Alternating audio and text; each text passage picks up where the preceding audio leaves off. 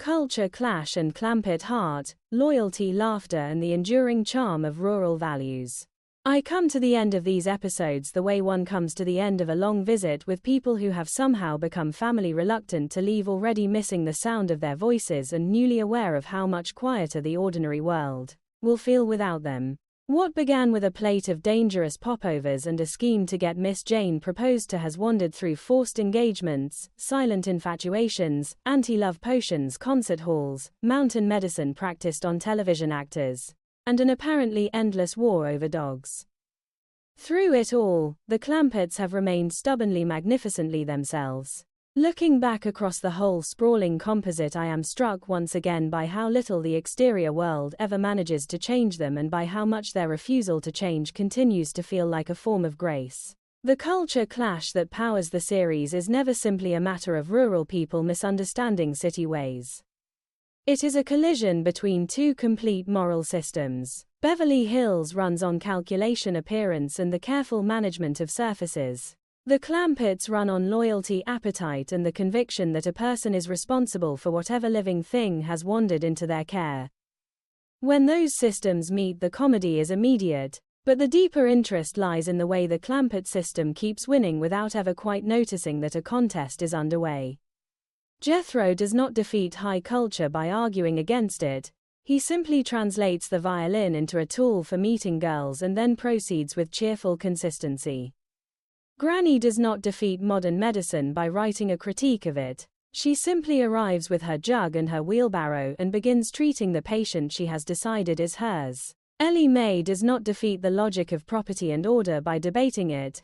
She simply keeps opening the door to one more animal that has nowhere else to go. I have always felt that the show's lasting power comes from the seriousness with which it treats these refusals. The Clampetts are never presented as fools who need to be educated out of their limitations. Their limitations are real. Jethro will never master the cello. Granny will never accept that a man on television is not in actual danger. Ellie will never maintain a reasonable number of dogs, yet the limitations are also the source of their moral clarity. They cannot be talked out of caring. They cannot be embarrassed into indifference. In a culture that often treats sophistication as the highest good, their persistent unsophistication becomes a kind of quiet protest. Buddy Ebsen's Jed remains the still center of all of it. Across these episodes he watches his nephew nearly marry the wrong woman, his mother-in-law declare war on both classical music and daytime drama, and his daughter turn the mansion into a wildlife refuge, and through it all he maintains the same mild, affectionate patience.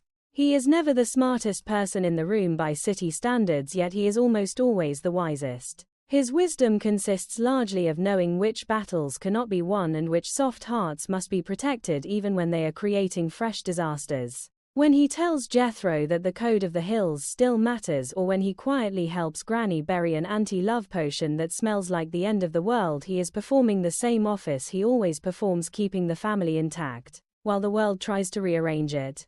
Irene Ryan's Granny is the series' great comic engine and its secret emotional core. Her rages are volcanic, her schemes are outrageous, and her medical theories would empty any modern hospital, yet underneath the noise lives a loneliness that the show never quite names and never needs to.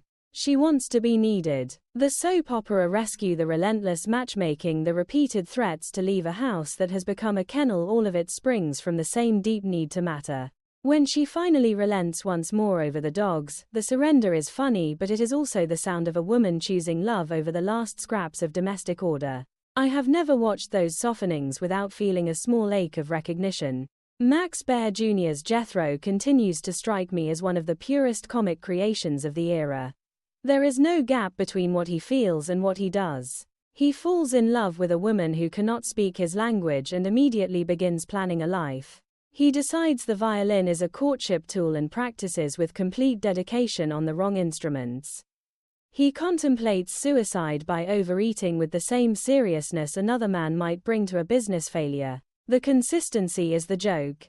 And the joke is also the charm. In a world of carefully managed selves, Jethro's inability to manage himself at all becomes a kind of accidental integrity. Donna Douglas's Ellie Mae carries the moral heart of the animal sequences with a stubborn gentleness that still feels radical. She does not argue for the rights of animals in any abstract sense. She simply cannot bear their loneliness. The failed signs the pet shop trip that ends with more dogs than it began with the quiet naming that undoes every one of Granny's resolutions. All of it flows from the same unbroken impulse. Once a creature has looked at her with need, the question of convenience becomes irrelevant. The modern world has never quite known what to do with that kind of absolute hospitality. The show simply lets it continue episode after episode and trusts that the audience will feel both the impossibility and the beauty. Nancy Culp's Miss Jane moves through these stories as the permanent outsider who keeps choosing to stay. Her loneliness is never played for easy pathos, yet it surfaces in small, precise admissions: the 6 months without a date, the decision to accept a proposal out of pity, the hope that classical music might somehow improve Jethro. She is the bridge character, the one who understands both worlds well enough to be disappointed by each of them. Her continued presence among the Clampetts feels less like employment and more like a form of chosen kinship, and the kinship is what keeps her from becoming merely a comic foil. Taken together, these episodes offer something rarer than satire and more enduring than simple farce. They offer a vision of loyalty that does not depend on success or sophistication or even common sense. The Clampetts fail at almost everything the city values. They succeed at the one thing the city often forgets: they do not abandon their own.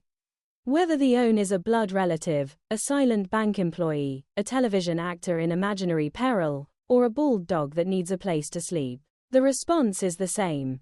You make room. You make do.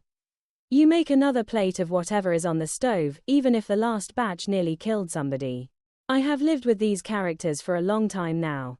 I have watched them through different seasons of my own life, and each time they have offered the same rough consolation: the world is ridiculous. People will try to improve you in ways that miss the point entirely. Food will sometimes turn on you. Love will arrive in inconvenient forms. And still, it is possible to meet the mess with an open hand and a stubborn refusal to stop caring. That is the Clampett heart. It is not polished. It is not progressive. It is simply stubbornly alive. The popovers have been eaten. The proposals have been made and unmade.